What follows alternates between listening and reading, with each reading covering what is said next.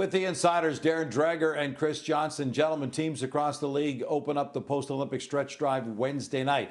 Austin Matthews and his gold medal winning American teammates were invited to Tuesday night's State of the Union, which had some fans worried about the timing of his return. But apparently they figured out a resolve, CJ.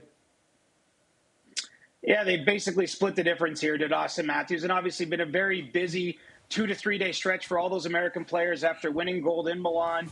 Matthews did want to take part in those celebrations, went to the White House on Tuesday where they did have a luncheon and met with President Donald Trump there, but was able to get to Tampa later in the day and is expected to play Wednesday night against the Lightning. Obviously a critical time for the Leafs, and Matthews just being 6 points out of a playoff spot, needing a strong finish to the season. So he wanted to make sure to prioritize that while also soaking in the gold medal. But it was each individual player's choice. And I'll note that, one of the American players that didn't go to the White House was Kyle Connor of the Winnipeg Jets. He was back with his team at practice on Tuesday and said he wanted to get to making sure he was ready for what the Jets need to be a strong second half in order to try to get back in the playoff race. Looking ahead, the trade deadline's a week from this Friday. Canucks are dead last in the league. They made it clear they're open for business. Could they be in store for a seismic shift on the coast, Dregs? Yeah, it's possible. And we're talking about Elias Pettersson because there's renewed trade interest in Pettersson. Now, the Vancouver Canucks, frankly, are hoping that that interest progresses into a worthy trade offer that they can consider. That's not the case to this point. I can tell you that Pettersson's agents from CAA are well aware of the trade discussions that are happening around their player, but they're not going to include Pettersson, who has a no-move clause, until it gets to a point where there is a potential deal. So it's still early, but there is a bit more buzz around Pettersson now.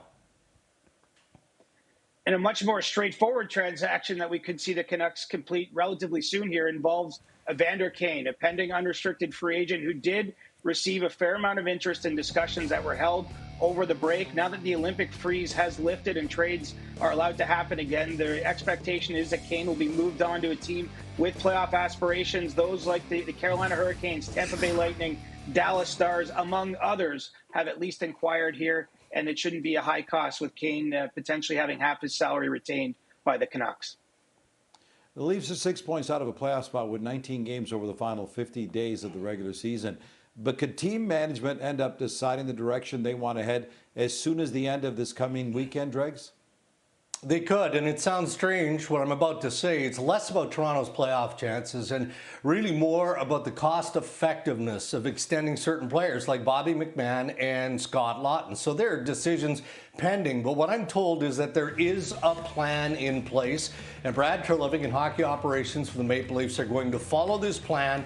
They are not going to chase an expensive extension. What'll get noteworthy and interesting, given that we do have some time, is what if Toronto closes the gap and they've got to make the call on these pending unrestricted free agents? They can't let them walk for free, so it could be interesting in the next several days.